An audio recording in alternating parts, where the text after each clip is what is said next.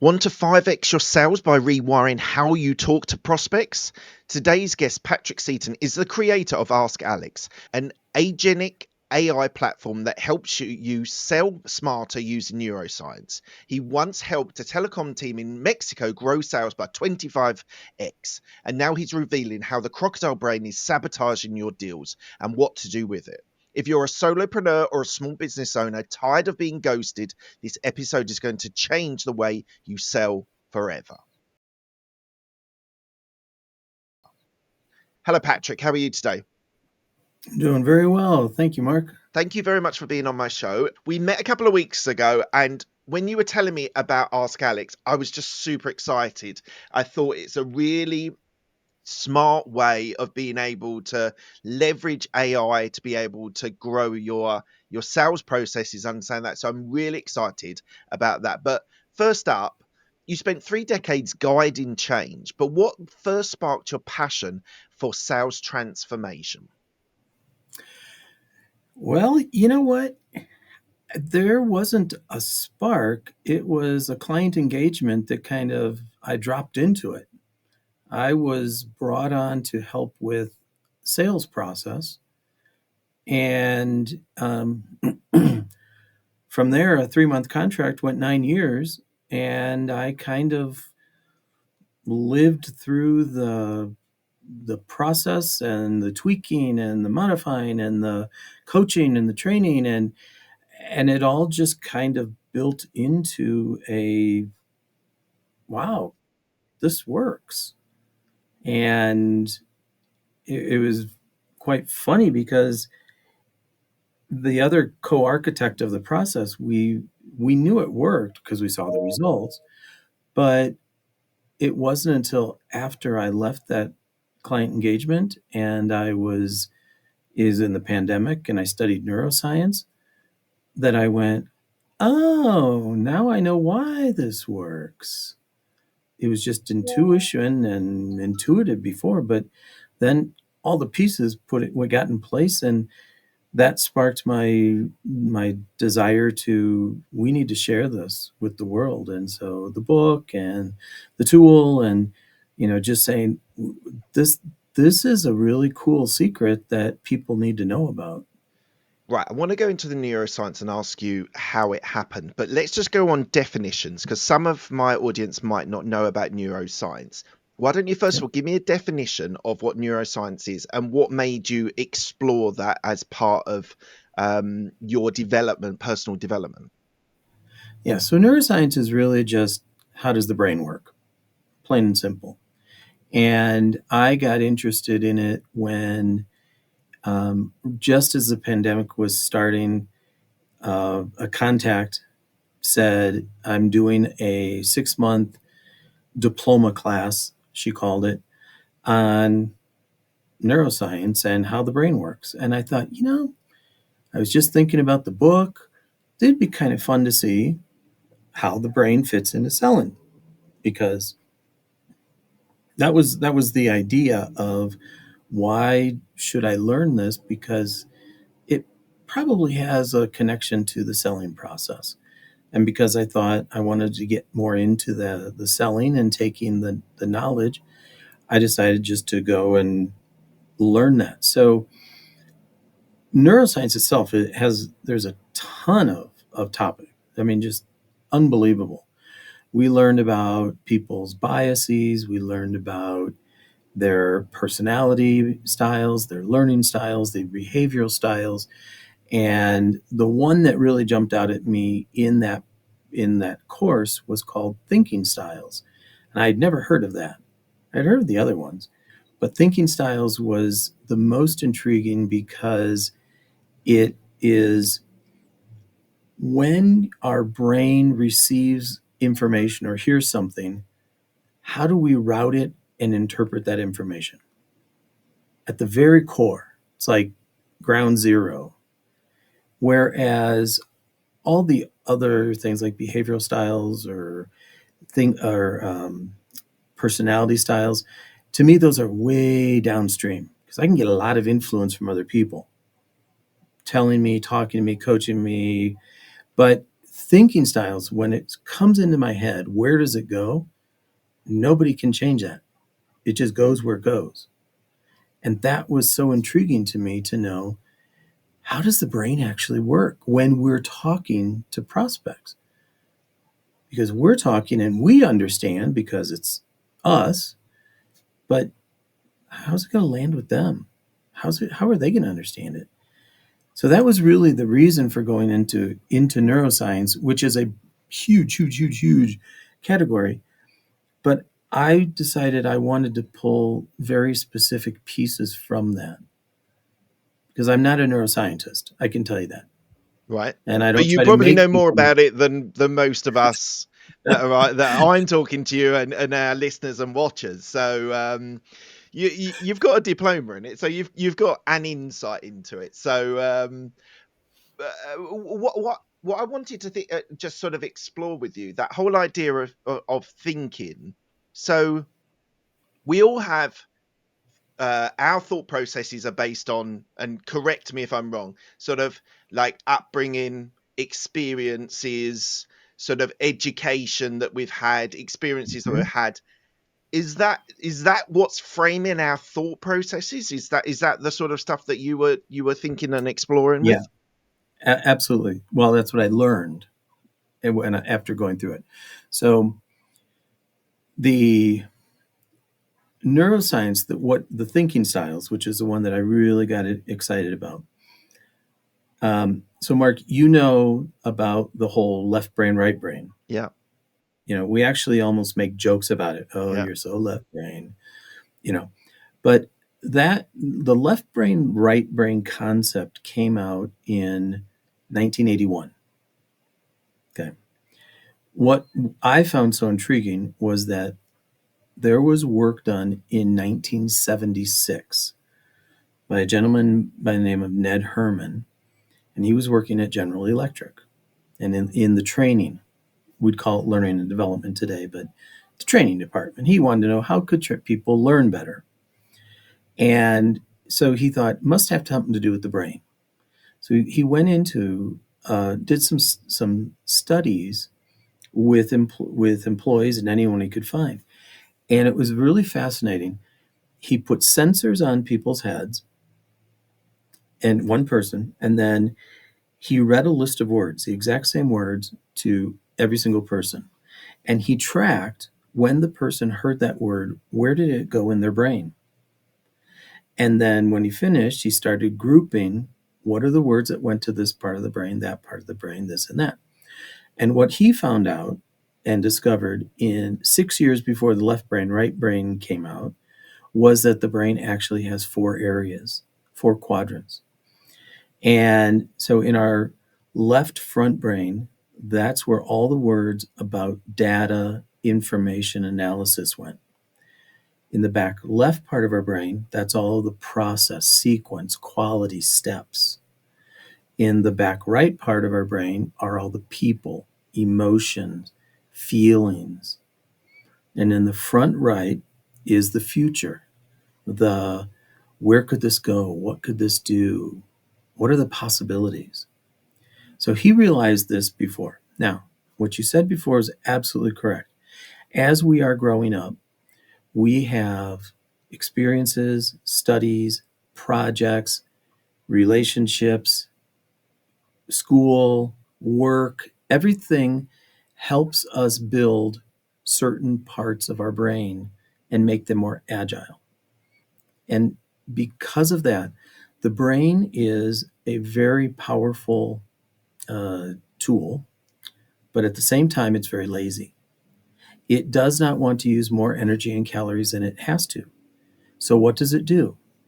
Based on all of our experiences, the more experience we have in a certain domain and certain type of experience, that part of our brain becomes more flexible, more agile, more powerful. So, accountants, they work in numbers all the time. They've always worked in numbers. They love numbers. They can work in numbers 24/7. But somebody who doesn't work with numbers struggles. It's so tiresome working in that part of the brain, because they might be people, feelings, numbers. Oh, that cold numbers. Ugh. But so we grow up and we naturally have parts of our brain that are developed more than others. And so when we hear stuff and we need to process information and words, the brain naturally routes it through the strongest part of our brain because we have more experience. We'll find an answer quicker. We don't have to think about it for too long. And so that becomes our dominant way of thinking. And then it came out, he said, in General Electric, there are 4 areas. Then it came out the left and the right, which aligns with that. A left brainer is very numbers, scientific, Mm. That's that one. And the creative, touchy-feely people are on the right side of the brain, the artists and the musicians and all of that. Well, that's the future, the possibilities, and the feelings. So it's exactly the same, but it just came out earlier. So, And so that, disc training. Have you heard of disc yeah, training? yeah. Mm-hmm. That seems to be a little bit It, aligned with what you're describing the it 4 is. quadrants. Was It this is very based similar. on neuroscience? There are several models that I've seen, and I don't know all of them in depth, but there are several models that are aligned to that. They put their own little words and terminologies, to make it there, but it is very, very similar. And when I explain thinking styles, just like you did, they say, "This sounds like DISC." And I'm like, "Well, yeah. I mean, it's all based on neuroscience and how the brain is, but." What we try to do is explain it in a way that doesn't sound neuroscientific and scare people off Yeah. because then they go, "What? I don't know that. That's too much." Imagine waking up tomorrow with a brand new website, one that finally reflects who you are, the value you bring, and the level of business you're building. A site that feels clean, modern, and confident. The kind of online presence that makes prospects pause and say, yes, I want to work with them. That's what Up in a Day specializes in. Founded by Lindy Novak, Up in the Day creates stunning, high converting websites for entrepreneurs, coaches, consultants, and small businesses. No tech overwhelm, no endless decision loops, and no dragging the process out for months. Just clarity, simplicity, and a final product that elevates your brand instantly. Your website is often the first impression someone has to your business. It should feel aligned with where you're going, not where you started. If you're ready for a website that matches your ambition, set up a call on the link below, which explains what's possible. Your next chapter could be just one decision away. What's the crocodile brain? The crocodile brain is, and that's the other piece that came into it that I really loved.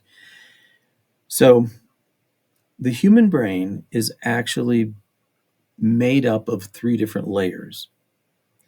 And so the crocodile brain is sometimes called the reptilian brain, the lizard brain. There are different terms for it. But that part of our brain is at the base of our neck. And that is where all the communication starts and enters into our brain. And that is the brain that, um, uh, evolutionarily speaking, that was the brain that the dinosaurs had. And the dinosaurs, what was their what did they care about? Is this other dinosaur here to help me or hurt me? Eat me or let me be my friend? In human terms, it's looking for, if I want to talk to you, Mark, are you here to help me thrive and survive, or are you a threat to me? And the crocodile brain is very, very simplistic in what it does. So it only lets information go through, pass. It's too complicated. I don't get it. I need to simplify it. And if I can't simplify it and I have to spend too much energy, I get bored and I quit. I shut down. Or I'm just going to block it. You are aggressive. You're a threat. I don't want to listen to you. I'm just going to shut down. So the crocodile brain is the gatekeeper to the rest of the brain. So if we don't talk to the croc brain in a way that it wants to listen, we are not going to be able to get to the next part of the brain, which is the limbic, which is where all the emotions come in. That's the layer that mammals have. That's why dogs and monkeys and apes, they actually have the feelings and emotions. And the only layer of the brain that humans have is the neocortex. And that's where all the analysis and logic and numbers and all that. So if we want to talk numbers and logic to somebody, we first have to let the croc brain let us through. We then need to be interesting enough that it paints emotions saying, oh, I like this topic. This is good. This is going to help us. This is fun. This is solving one of my problems. I want to listen to this. I'm happy. Hey, guy upstairs, now you pay attention. Then we can talk about all that information data stuff. And so how does that affect sales? So let's move on naturally into the sales conversation and how all of these ideas have been built, have helped you build out. We'll get into Ask Alex in a minute, but let's just talk about how those things impact sales conversations and processes. Well, and that's perfect because I was just about to go there, and so perfect way to ask me to do that. Let's think about sellers, and whether it's a solopreneur, small business, or you're a seller within a company. You believe in the product, you know it inside and out. We train on the product, all of its features and functionalities, why it's so wonderful, all the great technological reasons why somebody should buy our product. But that's all neocortex language. Features and functionalities, the croc brain does not understand it. That's boring stuff to that. What the croc brain wants to know is, okay, I have certain problems, challenges, frustrations, and can you help me with that? Are you a friend? Will you help me thrive and survive by helping me resolve my problems or overcome my challenges? And if you do, then I'm going to get happy in my limbic brain, and then we'll send you up to the neocortex, and then you can start talking about it, all the other stuff. So here's one thing I found with brain science. The studies have shown that almost 90% of all of our decisions, personal and professional, all of our decisions are made between the croc brain and the limbic brain. I'll say it again. Every decision is made between those two brains.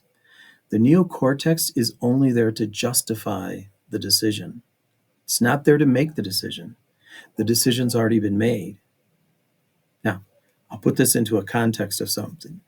So, if there are listeners out there who are men and their wife or their partner or women, so a woman has an event, a really big event, important event, I need a new dress. So I go to the store, I find the perfect dress. Oh my gosh, this is it. Oh, but I also see the shoes, and I see the purse, and I see the necklace, and the earrings, and the whole thing. I fall in love with that dress and the whole outfit. And then I look at the price. Ooh, oh no, this is more than I was expecting. But because I fell in love with it, I'll justify and find a way to pay for it. Even if that means my kids won't eat for 2 days, but that's okay. I'm going to get this dress. Same thing if we're buying a house. You see the perfect house, you know your budget. That's the logical part. You see a house, perfect floor plan, fenced in backyard for the kids, across street from the park, 2 blocks away from school. The closets are huge. Everything is great. You fall in love with the house. And then you see the price and it's so much over your budget. What do? You find a way to find the extra money because you fell in love with it. We already made those decisions. We just need the neocortex to help us figure out how. So you've given a couple of good examples, and they're both products in the sense of a house or a dress and you fall in love with, but a lot of my audience are service-based industries. Sure. How do you make someone fall in love with a service without talking a lot on features and benefits of that service? Right. Well, a service, what we do as sellers very often is we fall in love with our service, our product, our name, our branding, and everything. Most buyers don't really care what the name of your product, service, whatever it is, your program. You could call it chocolate syrup and they don't care. What they want to know is, can this help me solve my problems that I understand and I'm facing today? If you can help me and show me how you're going to help me survive, improve, I want to listen to you. That doesn't mean I'm going to buy from you, but I want to listen to you. I'm not going to shut you out, because solving my problems is not selling. When you talk about prices and packages for a service, that is actually a threat on the crocodile brain. And why is it a threat? You want my money. You're trying to steal from me. I don't know. I don't have a reason to give you my money yet. So now you are a threat. But if a seller goes in and says, in my area of expertise, this is what people are facing, my customers. This is what I've seen happening in their world. And this is how I have helped them. This is why they come to me, to help them solve that. And you open up the discussion with, so here are 10 common things that people are going through that I help them with. Are you dealing with any of these? And you put in if you're doing a presentation, it's like almost the last slide. And it's like 1 through 8. You say, which of these are you facing? They go, oh my gosh, 1, 4, 5, 7, 8. Oh, and they know immediately that if you're going to put those on there, you can help them. Now you piqued their curiosity. So, yeah, I want to talk about number 3. Okay, tell me about number 3. What's going on? Why is it a problem for you? Why are you so upset about it? Why do you need to change it? Why? And the more that they talk about it, they know that you're going to be able to help them. Because if I'm doing sales coaching, if that's my gig, I'm not going to put on a presentation something about brain surgery. I don't know anything about brain surgery. So, of course, if I put something on my slide, that means I can do something about it. And that's what we forget in selling, is that we think we have to impress them so much with how many years we've been in business, how many this, how many customers, our biggest customers, all of the facts and figures and characteristics of our company. Me, me, me, me, me, me, me, me, me, me, me. When in reality, they want to talk about them. Mm, mm, And so we say, you know what? I work with solopreneurs and micro businesses on how to improve their sales by teaching them a process that is brain friendly and helps them guide people through the buying process. Now, and that's one slide. That's all it is about me. Then I go into those other things. This is what solopreneurs are facing. This is why they come to me. And here are their biggest challenges. So do you got any of these? If so, we have a reason to talk. right. So we focus too much on ourselves and we don't put enough on them. I tell people all the time, if you want to start selling more, stop selling and start solving. Brilliant. So let's talk about Ask Alex. So ask Alex. So tool that I launched about 3 months ago. So I came to Mexico for a client engagement of 3 months. And that 3 months it lasted for 9 years. And in that, the whole thing was how to help one of 4 sales departments in this company, improve their sales and build a process, build the training, build everything that goes into that so that they can improve sales. And after the 9 years, 7 years of really using the process, we saw this one sales group, their average monthly sales for 20 people was $2,000, and it went up to $50,000 a month. Okay. Not the same people, I can tell you. Okay. I think only one of 20 people was the same at the end. Right. So the process worked. It was really cool. And it just is like, wow, this is nice.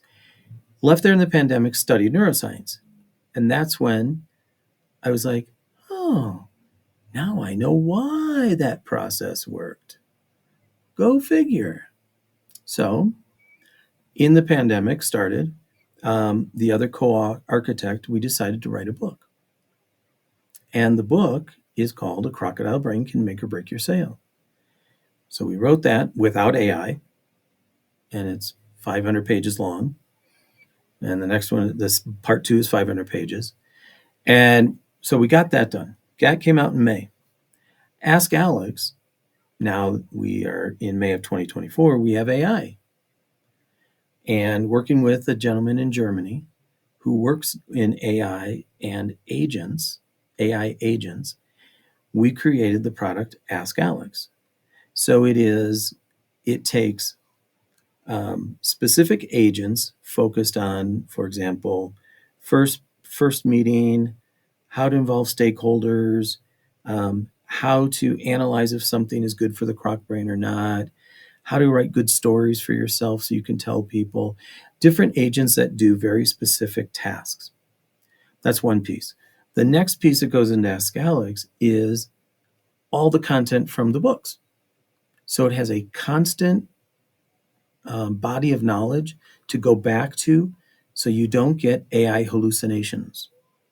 Right. Yeah. One day you get one answer, next day you get the next, and then Yeah. this, and then, it's that. So it's always going back to the same pool. The third piece of it is we bring in the context of the selling company or the person and bring in, what do you sell? What are your services? Let's learn about you and your company. The next piece is we write it on top of Claude as a AI framework.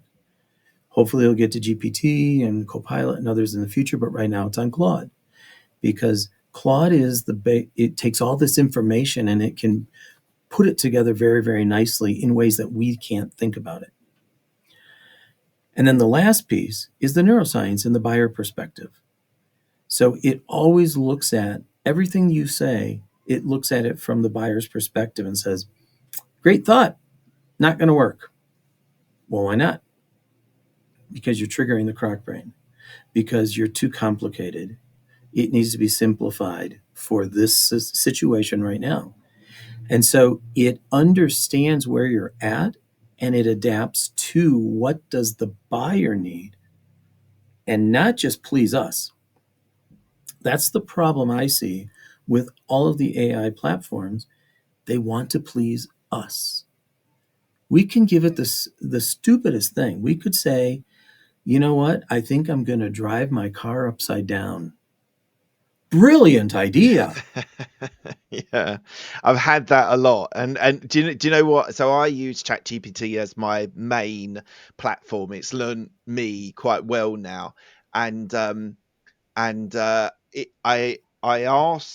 now ask when I'm asking it a question, I say critically analyze my response, because as you say, like you'll give it a suggestion, you go, that's a fantastic idea, and it's like, so I did an exercise not that long ago about suitability for my show. So I worked through my avatar of my audience, and then I put in the last 5 people that I had on my show, and I said to ChatGPT, tell me if they were a good guest. And it gave me like 90 out of 100, 89 out of 100. I'm like, well, they can't all be perfect. So I then said to it, now analyze it critically and tell me the pros and the cons, because that is the natural state of it to say to you That's a great guess. That's a great suggestion. That's a great idea. You should absolutely do that.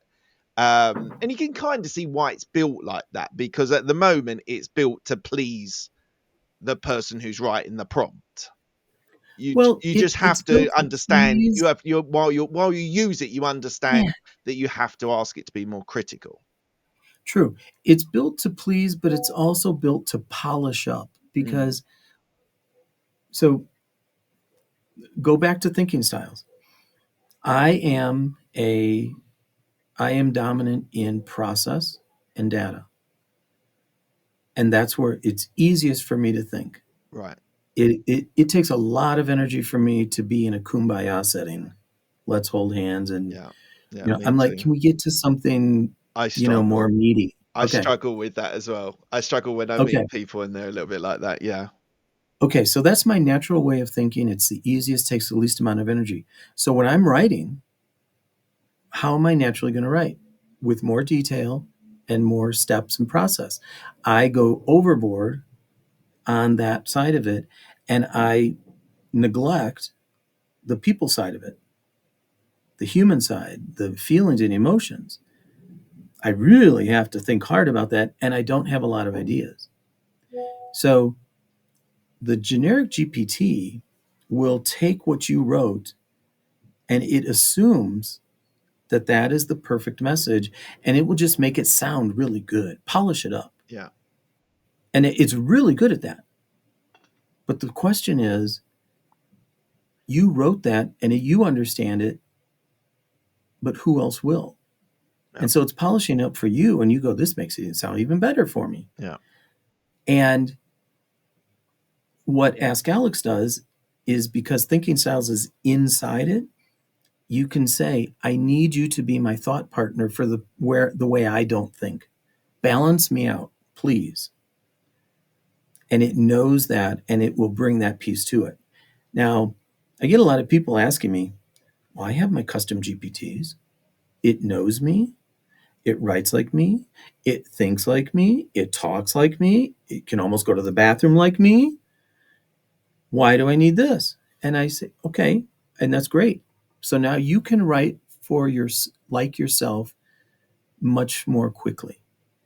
Here's my question to you. Are you selling to yourself? No, obviously You not. go, no. So it sounds great to you, but where's the side that it's going to say, however, on the receiving end, it's too complicated. So my question You, to you is very, very. It's a very like micro level question that I've got for you. So if you're yeah. doing a sales presentation, so not just a sales call, because I get the sort of like you should be asking more questions and understanding the business owner and what their problems they're Mhm. facing. But let's just say a sales presentation. So it's a relatively high ticket item, let's say. And you understand there's four different sections of the brain, whether it's neuroscience or disc or whatever your understanding of that is. So should I be, and let's just say you're doing it to a few people in an organization, a CEO, a CFO, Mhm. and a COO, or something like that. Should I, because I don't know their disc, I don't know their natural state of thinking, in that sales presentation, should I be touching each of the four areas of the brain in a sales presentation because I don't have that understanding of that person, of those people that you're presenting to? Yes, absolutely you should. Because if you are lucky in the way that you think and write and are presenting, if you're data heavy, the data people are going to love it. Yeah. Yeah. But the people, if you happen to have HR in there that is really focused on the people and what this can do for them, they're like, you're not talking my language, and they're going to check out. They're Yeah. not going to be interested. You're not really the right fit for us. Mm. So part of so in Ask Alex, you can upload documents, presentations, papers, whatever you have, and say, analyze this in two ways. One, make sure I'm talking to all the four thinking styles. It doesn't mean on every slide you have to have, oh, For Yeah. you logical Yeah. thinkers, we're Yeah. going to do this for Yeah. this, for this. You just, throughout the course, you need to have enough sprinkled in so that you can continually grab and maintain their attention and interest. So that's one way of analyzing. The other way of analyzing it is, and also look at it from their perspective, and is it too complicated for what we're talking about? Now you have to tell it. If I'm going in as an IT solution and I know that everyone in the room has IT knowledge, I can use those terms and that's okay. Yeah. But if the only person in the room is the IT director and you have four other people in the room who don't understand all that mumbo jumbo, Yeah. they're gonna get bored. They're not gonna really be with you. So it's two ways of analyzing. I need to talk to all the parts of the brain, but I also need to make sure that the vertical croc brain, limbic brain, neocortex, I need to make sure that we're engaging that properly with the right amount of information, not too complex, not too dumbed down. I need to find that balance. So absolutely, absolutely, you need to do that. So you've said that you think you can 3x or up to 5x a solopreneur's business with their sales Mhm. on that side. What is the basis of that idea that you can rapidly change people's sales process by using Ask Alex? Well, the 3x and 5x, those are actual numbers from solopreneurs that I've coached. And what I've learned is that solopreneurs, they are subject matter experts in something, but 99% of those people, their expertise is not in sales. So the 3x and 5x happen to be, they're friends of each other. One, I worked with one, then she gave me to the other one. They're both brand photographers. So they take pictures of bottles of lotions and eyelashes and dog leashes and okay. And they went to photography school. And the one said, "We were taught how to take the best pictures in the world for brands. They didn't teach us anything about how to sell, how to start a business." I said, "Great. But I've already created my process." I said, "Okay, let's look at it." What I find with solopreneurs is that they have everything that they have in their process, if they have a defined process, it's probably good, but it's in the wrong place. It's in the wrong moment. They don't know, they're putting too many features and functionalities, or, you know, here are my packages. What do you want to buy at the beginning? Well, that assumes that somebody is already in their buying process ready to buy. Most people are not at the buying point when they start reaching out to people. They're just in a discovery. I wonder what's out there. I wonder what this one does. I like to learn about it.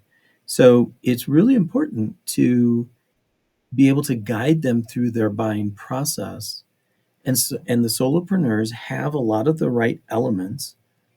They usually don't think about the neuroscience. They don't know about that. That's a piece to enter into it.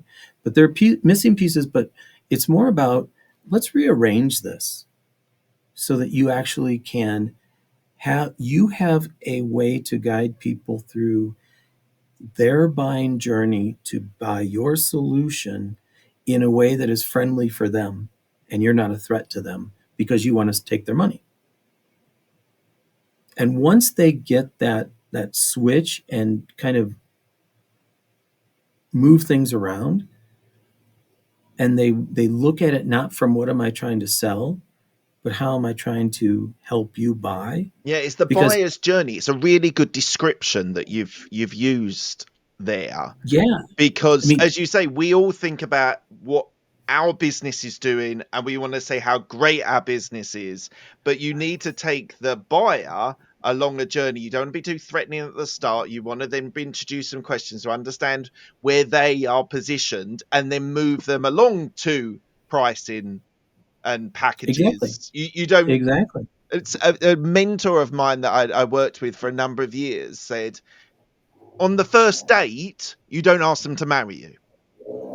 Mm-hmm. Mm-hmm. He hasn't written this book, but he's thinking he's had this idea of writing this book, had the similarities between selling and dating, and that there is Absolutely. a mixture in there that you should really be cognizant and be thoughtful about, because there are a lot of similarities between both processes, I suppose.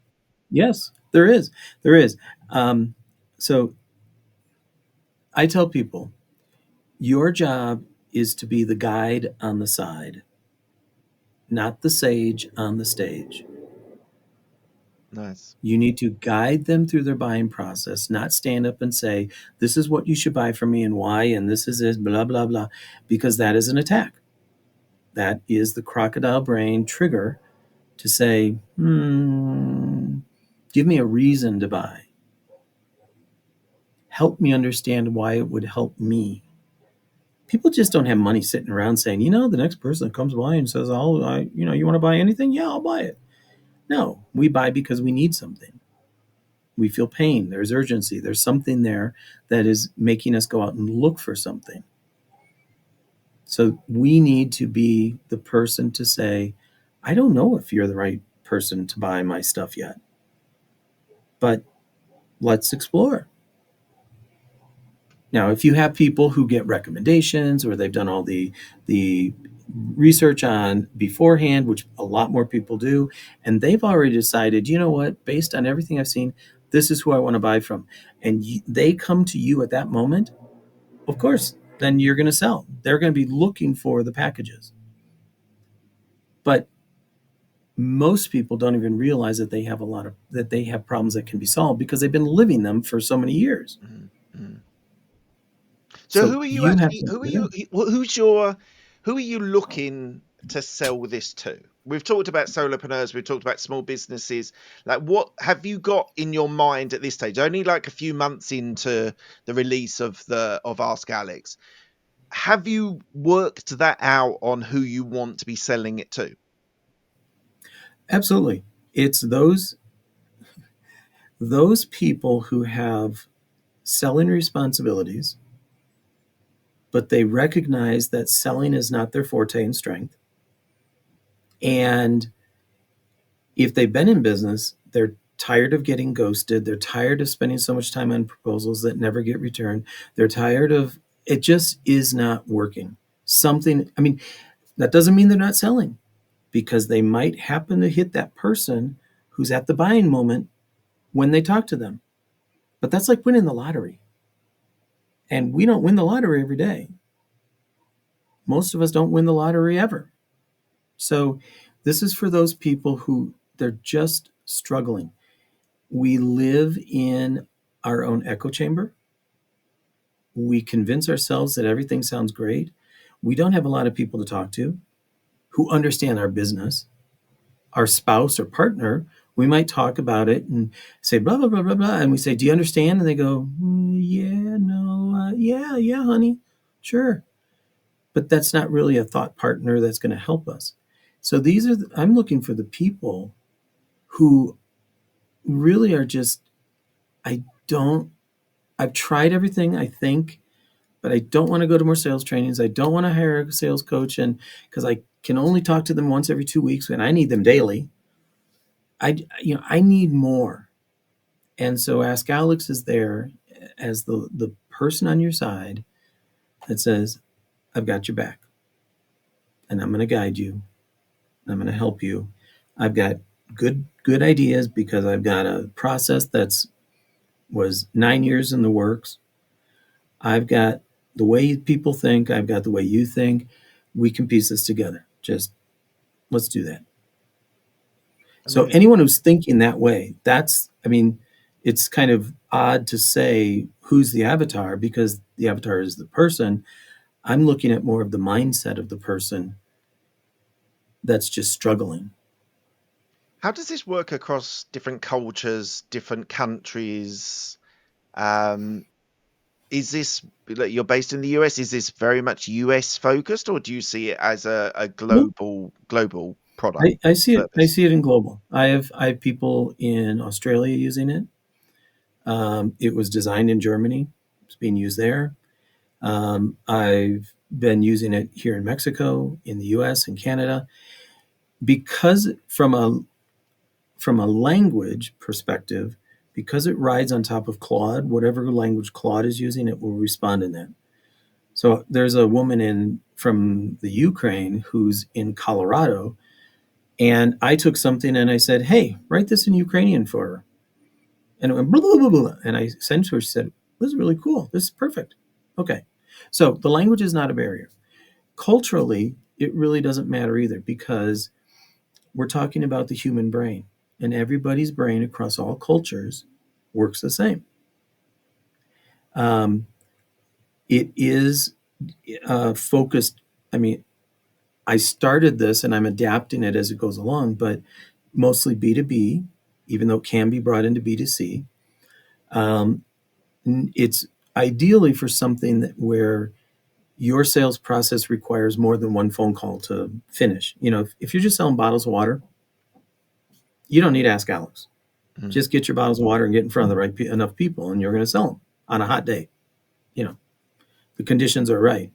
But because you have multiple interactions, and very often there are multiple stakeholders who you're going to have to weave into the buying process, that's what this is built for. But there are cultural differences. Well, sure. Because I sell in the US and in the UK, and my conversations are slightly different because of sensitivities and way people react to the way that you communicate. So, like as I said, there are like US and differences. UK are a slightly different sales process for me, a slightly different sales call. There are. There are cultural norms, how you start, how you ice break, how you things like that. There's one of the agents in Ask Alex is called Think As, and it's a really cool agent. And you can say, okay, I'm going to have a phone call with Mark from the UK, and he does this, and I'm from the US. Put yourself in Mark's shoes. Take on his persona. How does Mark think? What's different? What should I be cognizant of? Because that's using the power of Claude, the information from Claude, which has the entire internet. So it has all of that information about cultural differences, and it can bring it back and then put it into the context of, I'm going to have a conversation with you. Do I need to make sure that I don't disrespect them, whatever it might be? So you can bring that into it through that persona and have that availability. So, like, if I was selling to someone, I was going to talk to someone in Vietnam, I'd be like, I have never talked to someone in Vietnam, so I don't know what I should say, do, and all that. I would want to know that far beforehand. Yeah, makes perfect sense. Look, we could go on and on and on about this. I think this is an absolutely fascinating subject. I think you've got something really, really interesting and quite innovative. So, but as always, coming to the end of the interview, I ask the same 6 questions to all of my guests. So quick fire questions. They don't need a quick fire answer. First question is, what's the best decision that you've made?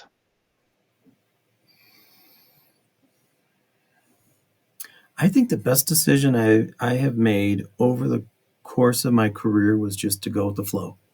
I've been very blessed and honored that I was given lots of opportunities. I never looked for them. They just kind of presented themselves. So the first time that my boss wanted to promote me to the supervisor, the time when I was asked to go live a year in Singapore for the company, I living in France for 3 years, the decision to help on the project in Mexico that ended up, now I've been here for 14 years. They're just take all the opportunities. So there was a decision to do it, but it wasn't like I was debating a lot of decisions and what should I do? I just took it and said, this has been put in front of me. What's the worst thing that can happen? I hate it. It's a failure, and I change. find another decision. Brilliant. What a I great think that's it. Instead open-minded. of trying to map out. Yeah, open-minded. Just be open to opportunities, and that's Absolutely. amazing. Absolutely. Next question. What's the best piece of advice that you've been given? I'll just say the first one that came to my mind. My manager, long time ago, as I was early in my career, and took a long time to really embody it. But he said, "Don't be afraid to talk to people. Everyone puts their underwear on in the morning." And he said, "Well, some people don't, but that's a different topic. But most people put their underwear on in the morning, so they're just like you." Yeah. Yeah, it's good advice. It's good advice, and it's leveling everyone, whether they're a big corporate or a solopreneur, as you say. They all put their Yeah. pants on, and they all understand. Yeah, it's great advice. Next question. Who's helped you most in your career?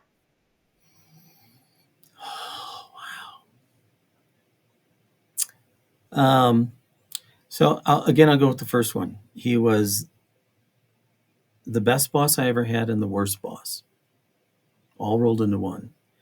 He was when I was in corporate and I was a department manager, and he was the VP of several areas. Um, every time his office was right next to mine, and my department was right out in front, and he always went out and from his 50,000-foot level would go and talk to the people at 500 feet, create all the hell and chaos, and then he'd come back, and as soon as he did that, I would beeline out and do cleanup on aisle 4. And stabilize everyone. And so what I learned from that was, as I was growing in my career, I'd say, "God, what should I do?" And I would say, "What would Dwayne do?" And whatever Dwayne would have done, I say, "Okay, I'm going to do a complete 180." Because I know everything that he did at a level that was not his level, he just mucked it up. And so he taught me not stay in your lane, but just don't go in and try and be what you really don't know. Mm. If your sweet spot is at this level, at the VP level, at the director, don't go down and try and mess around with the people who are doing the day-to-day. Yeah. And the vice versa. It's a Day-to-day people. It's a different skill set, isn't it? It is. And so I don't want to say stay in your lane, because we can always grow, but know that there are consequences for trying to be something you're not. And not consequence for you usually. No, but that's self-awareness, isn't it? Yes. That's what you're saying, and his emotional IQ was relatively low, I would guess. Brilliant at his level. Yeah. I'm sure he was very good at what he did, but he forgot or didn't understand the operational side of the business. Yeah. Awesome, thank you. Tell me about a regret that you have.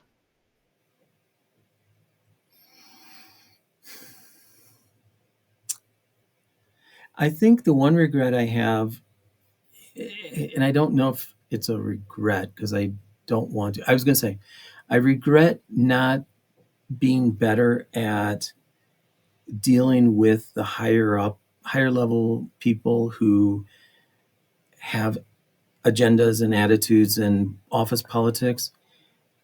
I don't like office politics at all. I try to stay away from them, but instead of at least dealing with them, I just avoid them. And I wish I would have a long time ago built those skills. Not that I wanted to enter in, but just to know how to deal with it better. Even though the neuroscience, can that not help you? Well, that's only in the last 4 years. Right, okay, I got it. Yeah. And I'm talking about, 20 years ago, 10 years ago, whatever that might have been. Yeah, okay, fair enough. Good. Now, this is a question that gets asked when people have been in business for a long time, and I want you to sort of think about this longer term than just with related to Ask Alex. Was there a time that you wanted to give up, and what pulled you through to continue? Oh yeah. Yeah. Um, I started my business on paper. I started it 22 years ago. And in 2005, I was a victim of downsizing. And that was right when Big Brother was just coming out. And I guess I was saying out loud to myself, yeah, really love to do this, what I'm doing full time and have my own company when Big Brother was listening. And then they, you know, let a bunch of people go. And I was one of them. So they forced me to go into my own company, even though I was, maybe I'll find another job, a corporate job. But once I got into my own company, I said, I'm going to do that. Did I? It was not easy because I did not have the resources, the network.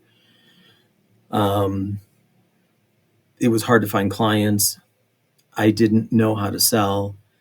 I was in training and coaching and stuff like that. So that once I got the engagement, I was really good at it. And I think that's what a lot of solopreneurs are. They just want to get to that magic moment of just engagements. But we don't want to do all that front stuff. So yeah, I wanted to stop because, revenue was hard. I have two kids and raising them and but I never turned back. I knew that what I had was needed and that I could bring value and help people.